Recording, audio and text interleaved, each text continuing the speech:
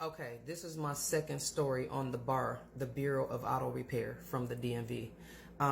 Again, their number is 1-800-952-5210. I had this little Hyundai that wouldn't pass smog anymore. It just got to the point where I was just done with it. So, you know, on the back of your registration, there's always this note that says, call the bar, maybe they can help with repairs. So I got desperate and I called the number, and I'm gonna be honest, they were very, very helpful. They gave me $500 towards repairs of my vehicle. Of course, I had to drive the miles to reset the timer. So I just did one of those 150 miles out, 150 back to reset it. But I appreciated the fact that the Bureau of Auto Repair gave me a list of contracted people they wanted me to take my car to. And I went over there and got the car fixed. And honestly, I didn't pay anything. So, and this was probably like 10, 15 years ago.